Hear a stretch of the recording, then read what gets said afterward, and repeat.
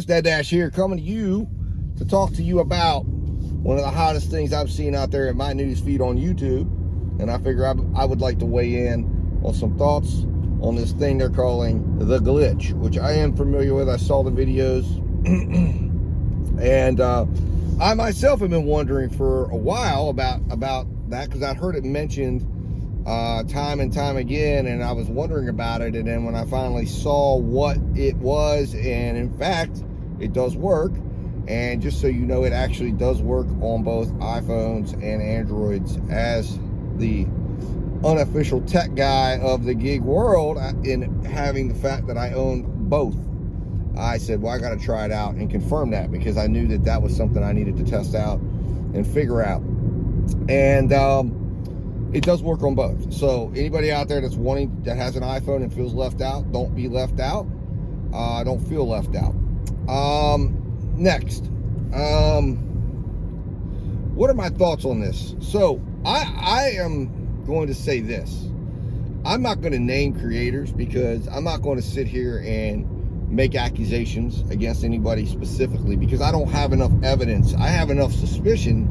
And if you've been paying attention to what I look at as, you see a pattern of behavior, a pattern of thought process, right? And then you see somebody deviate from that.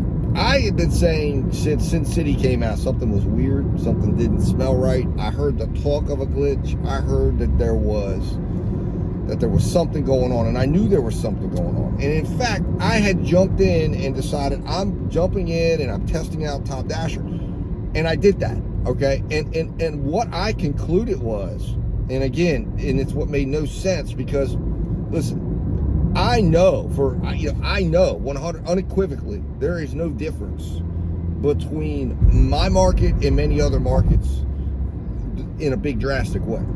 Now, every market is a little different. Maybe one is bigger, one is rural. I mean, there are some differences in that way, but in the end, the numbers game that this is, because that's all this is. This is just a numbers game. This is just a numbers game. In other words, and again, if you sit down and do the I've never put this video out, but I calculated the DoorDash's math, and what DoorDash really wants you to do, if you follow their math, is you can really accept about 50% of the orders to get a 70% acceptance rate.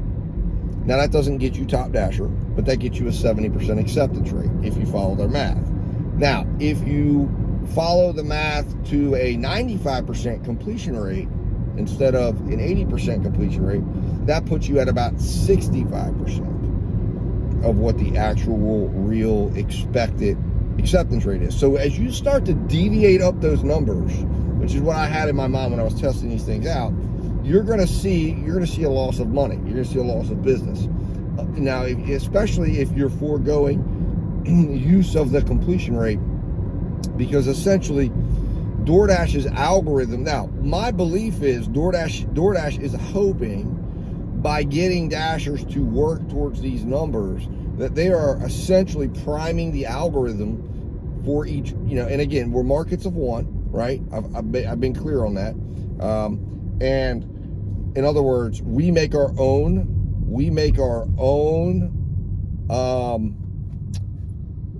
profile with DoorDash. So it learns what we like, it learns what we need to work, and it starts to kind of prime that pump to pump out the orders to us.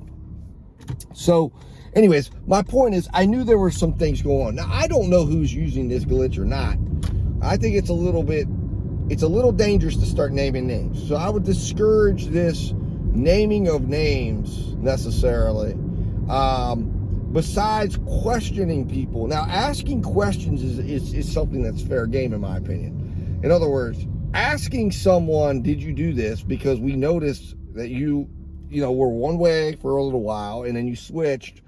And are you aware of it? If you are aware of it, how long have you been aware of it? And did this play a factor in what we've seen coming out of your channel? Now, listen, here's the thing. In the end of it all, you've got a lot of people out here that are weighing in. But here's the long and short of this whole glitch situation. Number one, it's not a glitch. Number one, we call it a glitch. It's not a glitch. My opinion, I've thought long and hard about what this actually is. What this is, and perhaps DoorDash will come in and find some way to remedy this. What this was a way that DoorDash acknowledges that they were trying to ensure that a Dasher doesn't get impacted by connectivity issues, and specifically on Android, that can be a big problem. So what they were attempting to do was essentially say, all right, you missed this delivery, so it'll just move you along. And in their eyes, they figured, who's going to figure it out? Somebody figured it out. Now, I think that's where it came from. Now, I think it got figured out. I think there's probably people that passed it along, and I'm not going to say that DoorDash, some people on DoorDash's side who were trying to get into promoter, or some of these people that they're trying to get relationships with, said, hey, listen, here's an easy way to do this. Boom. But I don't necessarily think that it was developed with the way it's become in mind, but I could be wrong. I think it was developed as that. Now, I think it got spread around, and then I think that some creative people saw the opportunity it presented. Now, I want to be clear on this. This does not, okay, in order to take advantage of this glitch based on what I've seen and what I've looked at in the way it works, it's not easy, and it requires you to take a loss of money, okay? Because it requires you to be, like, remember, if you understand how the acceptance rate works, and I have seen a lot of people out here who are trying to explain this thing, and what you're going to be left with is thinking it doesn't actually work, because it follows along with your acceptance rate. So you're going to find, you may go, you're going to have to you'd have to sit there for hours at a time and use this, and then once you go out, it doesn't help you while you're working, because if an order hits your phone and pops up on your phone, it doesn't work. So just to distill that, it doesn't work that way. So it's something that I think that DoorDash looks at and says, if somebody's going to use it, they still got to go out and do 100 orders. They still got to go out and maintain a 95% completion rate. And it doesn't affect the actual order hitting your screen once it shows up on your screen. So if somebody wants to sit out in their community on a consistent basis and just take a day and lose money and make nothing,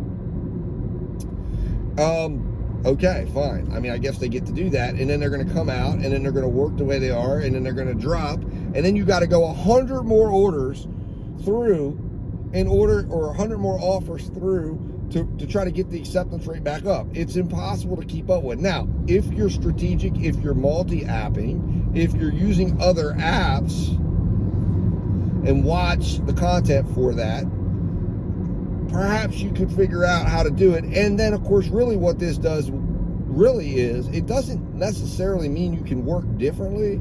It means that you're going to get, I think, and again, I have not fully tested any of this out. This is just my thoughts, because I don't have time to do that, nor do I want to lose the money that I believe I would lose trying to sit up there in my market at the high acceptance rate. I'm just not going to do it, because it's nothing for me to turn 25 orders down in a row. It's nothing for me to do that, and I multi-app.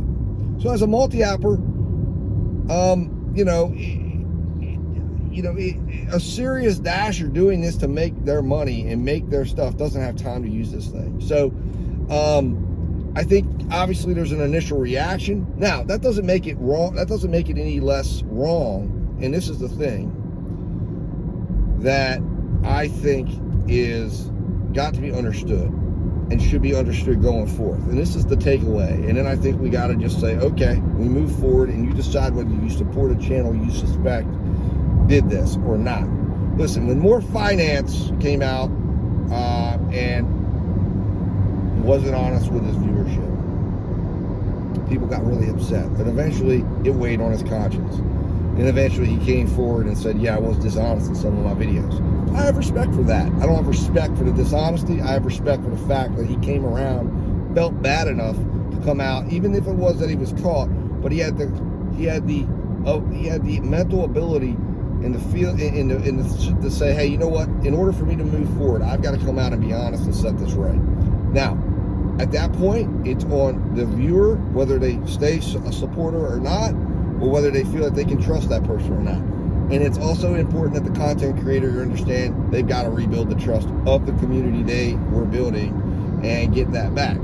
So any creator out there who was using this, I would encourage you to come forward, admit you were using it, or admit that you are using it and maybe you're not going to stop, and apologize to the viewership and acknowledge the fact that if you were using it to skew results that you were showing people or skew what you told them was going to be successful, you need to understand the impact that you have.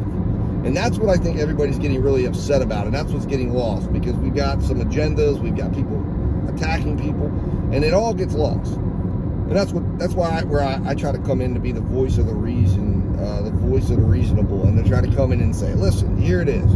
But the reality of the situation is this. And again, I've tried to make this point for the last year. I respect every creator out there who hustled hard enough to get to where they're at, to where they have a big microphone. I respect that. I respect the hustle that got them there. I respect the time. And the reason why I respect that is because I know what it takes, and I'm not high production value. I know what it takes to make videos on here. I know what it takes to manage your day, to have time to film a ride along, or even film a video like I'm filming right now. Go out, work your apps, have time to go in and edit, have time to go in and communicate and network, have time to go do the things with your family, have time to do all that. Believe it or not, it takes a lot. And believe it or not, there's a large period of time, and even for a lot of the time, that the compensation you're receiving, even when you do get paid by the apps, I'm not paid yet by anybody, so I can't speak to the pay, but I can, just doing the math, says this is a gig at best. This is a side gig. It's an enhancement. It's a little bit of time. It's a little bit of remuneration you're going to get for the time you're putting in. So it is not an easy hustle, and it takes a lot. And when you grow a channel and you do all of that, you're doing a lot of that for free. You're doing a lot of that for nothing. So anybody that sits here and goes, oh, this guy's a scammer, this guy's a this guy's a that. Yes, but they're a hustler too, and maybe they were doing some things a little wrong, and they took a shortcut. But I'm a big believer in, as I have promoted on this channel, you got to fail to succeed. You've got to mess up to get where you need to get. So the biggest thing is, to me, the biggest character in man is not the fact that he goes and makes a mistake. The biggest character in man is that he is man enough to admit to the mistake, face up to it, show people that, hey, listen, I'm an imperfect human being, and learn from it, and learn how to grow without making the same mistake twice, and make a change of some sort. Don't lean into insanity. What is the definition of insanity? Doing the same thing over and over and over again, expecting a different result. So listen, we all make decisions, and I understand why it would be easy to make a decision to think this will get me my content, this will grow my channel, this will get me, this will make people watch me because they're going to see this, and they're going to see me doing things, and they're going to see X, Y, and Z. And again, all of this is fake anyways, right? It's freaking YouTube. It's entertainment, right? It's all fake anyways, and the majority of what we see are fake showdowns, fake. People use negativity. People use the drama to grow their channel or get viewership or get subscribers, and we all know that because that's just what they do. That's just how it goes. That's just the life of a YouTuber. The easiest way to grow your channel, everyone knows, is go get yourself embroiled in some controversy. And if you're willing to do that, and you want to waste your time doing that, and you want to waste your mental mind space on doing negative things with people, you will grow your channel probably faster than you would have if you stay positive, because people love negativity. That's what gets people to tune in. That's what gets people to care. That's what gets people to want to hear what's next. What are you going to say next? What are you going to do next? So, what I would say to you is this. If you're a creator out there that did this, that used the glitch, confess to it. It's your opportunity to show true character, because that's true character. 2, if you know a creator did use this, or you suspect it, it's your decision whether you support them or not. Choose to not support them if it is a deal breaker for you. But if you still want to support them, fine. Just know what you're watching. And for me, the biggest takeaway for anyone on this is know what you're watching. And the biggest thing for me, Dad Dash, about all of this is this. I have gone out and tested Top Dasher. My numbers speak for the truth. My experience speaks for the truth. And as you can see, I didn't even take advantage of what I was doing. It wasn't like I was filming 100 ride-alongs, because guess what? I mean, listen, I'm one man, all right? I have time. I have unedited ride-alongs that I filmed and they never got, and I don't like to put out stale material. A couple weeks go by, it's irrelevant because everything is changing so fast in this space. So occasionally I'll put, sometimes I'll put one out, but I normally won't let it go about 2 weeks. So I've got unedited ride-alongs, I've got videos, I've got things. I'm constantly filming. I'm constantly creating stuff because I'm bored in my car, and sometimes I'm sitting here for, if you see my work rate, 65, 70% means Dad's got to fill some time in. I don't give you all of it. I give you some of it. But what I try to give you is something that I think has value that you need to hear. And that's why a lot of it gets cut. And probably, and then probably only 30 or 40% of what I give you guys is probably what you guys think is valuable. The rest I know doesn't get watched, but it is what it is. I don't care. Like for me, this channel, as I've said, and I said this in a video that I went way long on, is not about that for me. This is about building a place for the real drivers out here who are wanting to see what it really is like, and who want to come in with actual real experiences, share them with me, listen to a driver who's out here driving every single day, who's behind the wheel every single day, every single week, and who is depending on, not solely, I'll be honest with you, my wife works, and I don't recommend anybody jump in and do that. I'll tell you that right now. I mean, if you got kids and you got people that depend on you, and you want to have a life that isn't involving 70 hours behind the wheel of your car a week. But I will tell you this, I have a strategy for how you're going to do it, and you've got to do a few things. And I'm not saying you can't build a life that way, because there are people that do that. There are truck drivers out on the road. There are people, when I was in the corporate world, it was a 50 to 60 hour work week all the time. And that's what I got away from, and said, I don't want to do that anymore. Maybe I will have to go back at some stage, down the road. But I wanted to get away from that. I wanted to have some time to enjoy my children while they're here, and then figure out the rest. And then I, again, as always, I had the belief in myself that I could figure things out. Anyways, not to run off on a tangent, but my point is, listen, if the point of this is, and the point of me sharing that with you and going off on an almost tangent, was that I want, the takeaway is this: understand what's real and what isn't, what's entertainment and what isn't. Don't be entertained by the creator that you think is using the glitch. They have information to provide. Listen, they're still providing you what it's like when your AR is that high. And because they have other sources of income, they can go do the glitch. They can go bring that to you. Understand what it is you're watching, though. That's the thing that upsets me and hurts me when I think of a creator doing that. Because there are people out here, and this is what I want to get across to you. Maybe I should have put this at the beginning of the video, but you got to wait 18, 19 minutes till I get to a really good point. But what hurts me, what upsets me is, you have people out here, and this is what I try to get across to people. You have people out here that are truly dependent on these big time creators. They truly believe in them. They're not able to go out and get the information themselves. They don't know how, or they're just not, it's just not part of how they think or what they do. And you come out and tell them, I found a way. You come out and show them what is supposed to be a roadmap to success, your roadmap to success. What you got to understand is that they are going to go do that. And if you haven't really walked that road, if you haven't really walked, we shouldn't say walk, if you haven't driven that road to success that you're promoting on your channel, you are doing damage to real human beings, because they are going to go out and try to drive that same road, because they're not going to go collect data. They're not going to go see it for what it is. They're not going to have the confidence to go out and say, I believe in my way. That's great that I see this person over here, but it makes no logical sense. And they don't have a basis for why it doesn't make sense. They just see the flashy screenshots.